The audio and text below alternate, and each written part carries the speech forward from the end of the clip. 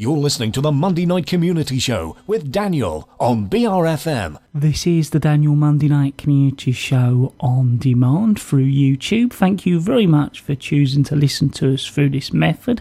If you'd like to keep up to date with when I add new interviews, then subscribe to this channel. We're next going to be speaking live in the studio to Roy, and he's going to be talking to us all about Real Swale and Medway. But firstly, thank you very much for coming along this evening. Hello, thanks for inviting me. It's good to have you here, and I was hoping perhaps you could start off by telling our listeners a little bit about yourself.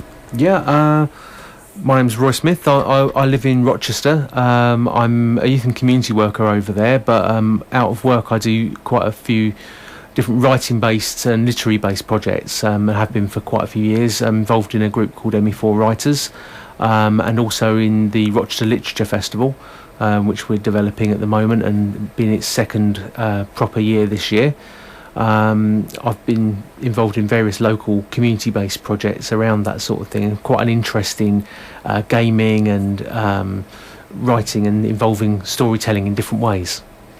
So without sort of covering what you're going to be covering, it's a kind of an app, Real Swale and Medway. So I was hoping you could talk a little bit about augmented reality first. Yeah, sure. I mean, it's one of those things that's quite difficult to explain because it's a very visual and sound-based thing. But essentially, augmented reality, in the way I'm talking about it, is about having a direct live view of the world, say through a camera phone screen or a tablet screen, and being able to put visual images that are digital images over that, as well as sound effects and other different things such as GPS locations over a real world image. It creates a different way of looking at the world through a game and through a phone screen.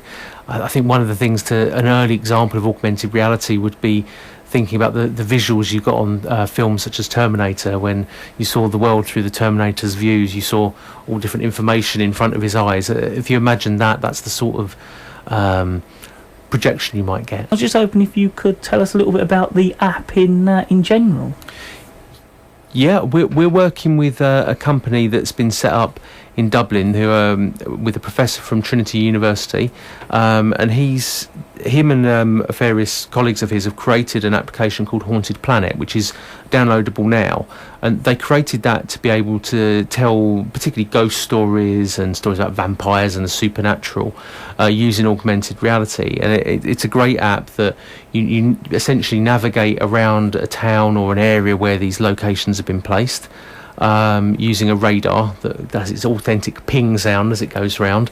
And when you get near an encounter, which could be a ghost or it could be Count Dracula or some sort of unusual encounter, you start hearing supernatural sounds. So you start hearing all the different audio clues about what's going on. So you might have a voice speaking to you, and when you hear that, it prompts you to use your phone or tablet and look up and try and find what is an image that will be superimposed over the real world. So you could go and pose with a ghost or a character and stand there and have your photo taken and put it on Facebook.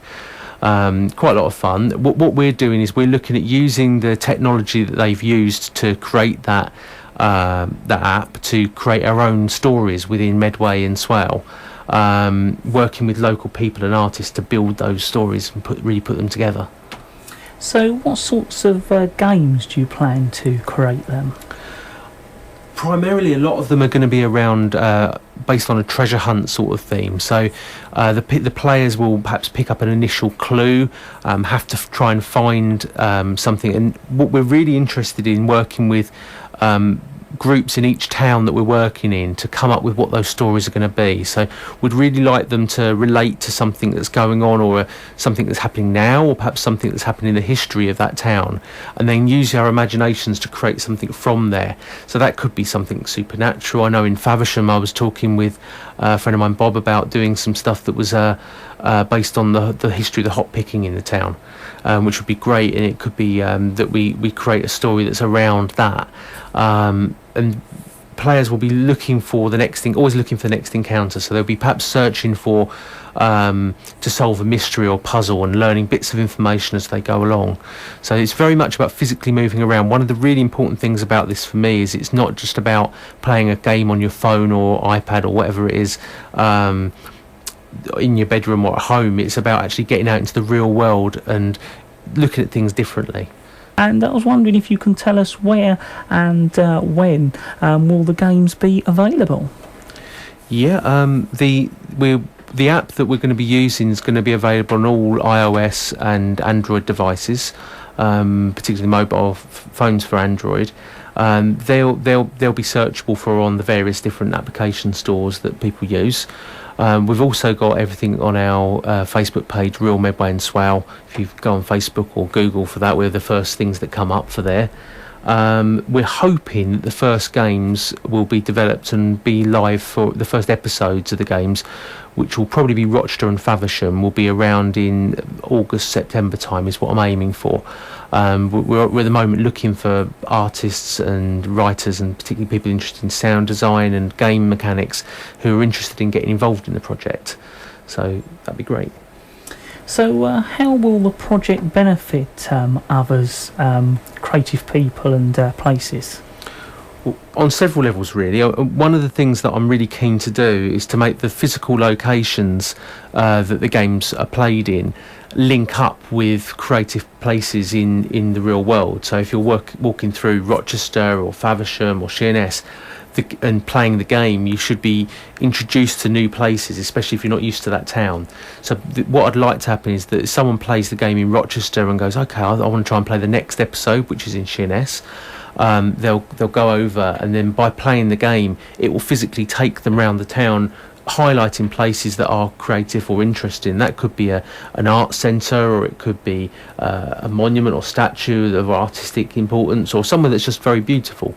The other side of it is really trying to give people a different platform to exhibit their artwork on. So whether that be storytelling or whether that's cartoon artwork or illustration or different types of digital media, or even sound design and music, it'd be a way of people being able to exhibit that in a digital platform that perhaps isn't being used as much at the moment. I was wondering if you could tell us how do people get involved? Yeah, several ways really. One of the most immediate is I've got a workshop, or a couple of workshops going on. One on the 22nd of April, which is at Creek Creative in Faversham, at 7 o'clock. And I'm going to be there displaying some examples of augmented reality, giving people a chance to play some existing games, but also we're going to have a bit of fun creating some potential augmented reality stories in the workshop. I'm going to be doing another workshop on the 1st of May in Rochester, which is at Coford 161 Rochester High Street. Now they can be booked. People can register interest and get more information on those. I've got an Eventbrite site, which is realswale.eventbrite.co.uk, which is the link that people can use to get to the Faversham workshop, and realmedway.eventbrite.com to get to the Rochester one. And you can find all of the information on our website, or just by googling Real Medway and Swale, or going on our Facebook page. I'll send the links over to Daniel. And also I could be emailed on realmedwayandswale@gmail.com if anyone wants to ask me questions or find out more or get more information about the project.